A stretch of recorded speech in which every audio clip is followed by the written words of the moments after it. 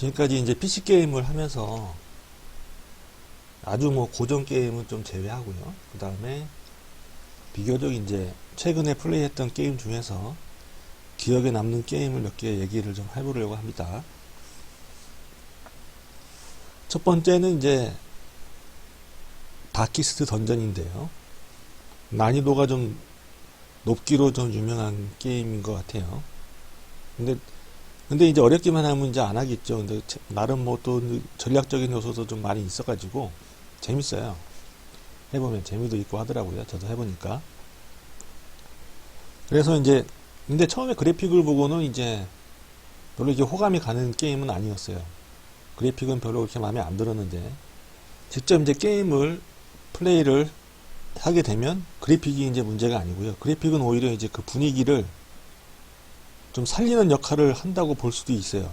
직접 플레이를 하다 보면. 저는 이제 본편만 하고 그 뒤에 나오는 이제 DLC들이라고 하는 것은 플레이를 하진 않았어요. 본편만 해도 저한테는 충분히 이제 어려웠어요. 그래서 이제 한번 이제 했는데 그 난이도는 이제 쉬운 걸로 했고요. 쉬운 걸로 했어요. 나와 있는 난이도 중에서 가장 쉬운 걸로 했습니다. 근데 그래도 어렵더라고요. 이렇게 해서 이제 엔딩을 한번 봤어요. 엔딩을 한번 봤고 그 다음에 이제 뭐라고 해야 될까요? 좀 치가 떨린다고 해야 되나? 좀 어렵다고 해야 되나? 머리도 좀 지끈지끈 아프고 엔딩을 보고 나니까 그래서 힘들었어요. 힘들어서 이 게임 이제 끝냈다. 엔딩을 봤다. 이거 내가 또 하겠나 그랬는데 이제 어느 정도 이제 시간이 이제 많이 흘러가지고 또 한번 해봤어요. 해봤더니 여전히 어렵더라고요. 다시 해봐도. 그래서 지금은 이제 플레이를 하지 않습니다. 어려워서 플레이를 안 한다라기보다는 이제 하고 싶은 생각이 지금은 이제 별로 없어요. 근데 플레이 할 때는 굉장히 또 재밌게 했고 중독성 있게 했던 게임이기도 합니다.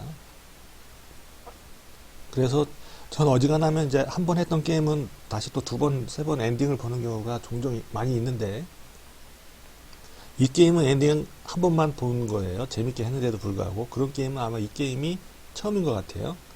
다키스트 던전이었습니다. 그 다음에 이제 한참 유행할 때를 지나서 지금은 거의 이제 끝물이라고 해야 되나 하는 그런 게임인데 그때 와서 끝물에 와서 제가 이제 플레이를 하게 된 게임이 있는데 다잉 라이트입니다. 다잉 라이트. 이 게임은 이제 좀비가 나오는 그런 게임이죠. 근데 저는 좀비가 나오는 게임은 이렇게 별로 선호하는 편이 아니라서 재미있다는 평에도 불구하고 좀 이렇게 미뤄두고 있던 게임인데 어떤 그 재미있다고 할까 그런 게임들이 잘 보이지가 않아서 할만한 그런 게임들이 잘 보이지 않아서 다잉 라이트를 후보작에 올려두었던 다잉 라이트를 플레이를 하기 시작했죠. 이제 그 DLC도 같이 이제 합본이 되어 있는 그런 버전으로 구입을 해서 DLC까지 엔딩을 봤습니다. 재밌게 했어요. 재밌게 했는데 게임 분위기가 좀 많이 어두워서 오래 플레이를 하게 되면 좀 저까지 좀 기분이 다운되는 그런 느낌이 있어가지고 한번 플레이할 때 시간을 좀 어느 정도 제한을 해가지고 너무 길게 플레이하지는 않았던 그런 기억이 있습니다. 그래서 한 번에 너무 오랜 시간 하지 않고 끊어서 플레이를 해서 엔딩을 봤던 그런 게임이기도 합니다. 이 게임 역시 이제 게임 자체도 난이도가 그렇게 쉬운 편은 아니었던 그런 게임인 것 같아요. 난이도가 그렇게 쉽진 않았다. 그리고 이 게임도 이제 2회차는 하지 않았습니다. 2회차는 하지 않았고요. 첫 번에 할 때 제가 그런 수집할 수 있는 정보는 많이 이렇게 최대한 이렇게 모아가지고 플레이를 좀 나름 알차게 했어요. 처음에 한 번 할 때. 이제 원래는 이제 1회차 때는 이제 정보 없이, 사전 정보 없이 하게 되면 뭣도 모르고 하게 돼서 아쉬움이 많이 남는데 이 게임은 아쉬움이 남지 않았습니다. 별로. 엔딩을 보고 난 다음에. 엔딩을 봤어도 그 결말에서 이제 어떤 그런 희망이 보이지 않는 그런 엔딩이었기 때문에 그러면 저는 이제 좀비 게임 자체를 이제 전 선호하지도 않는 편인데 엔딩도 좀 어둡고 해서 그래서 이제 손을 놓게 된 게임이죠. 그러나 재미있게 했다. 재미있게 했습니다. 이 두 게임은 이제 분위기가 좀 많이 얻었던 것 같아요. 다키스트 던전과 다잉 나이트. 다음에 이제 얘기해 볼 게임은 이제 세키로라는 게임입니다. 이제 사무라이 액션이라고 할까요? 그러나 주인공은 닌자인 세키로가 주인공이죠. 그래서 이제 닌자지만 여러 가지 이제 화려한 액션을 펼치기도 하고 숨막히는 액션, 칼부림 이런 것이 이제 이 게임의 매력이 아닌가 이렇게 생각됩니다. 그 다음에 개성이 강하면서 강력한 그 보스들과 또 중간 보스들도 제법 강력한, 어떤 경우에서는 더 까다로운 면이 있었던, 보스들보다도 중간 보스가 더 까다로운 면이 있다고 볼 수도 있는 그런 게임이었습니다. 아주 재밌게 했습니다. 이거는 다회차 플레이를 했습니다. 한번 엔딩을 보고 나서 그 다음에 또 엔딩을 봤고요. 그 다음에 이 게임의 특징은 쫄들이라고 해서 부하들, 그러니까 보스 몬스터 말고 보스몬 말고 잡몹들도 우습게 봤다가는 그냥 바로 그냥 쓰러질 수 있는 그러한 이제 게임이죠. 잡몹 한 2마리, 3마리만 모이면 무섭습니다. 상당히 강력해져요. 나름의 조합이 있어가지고요. 이 잡몹들도. 그래서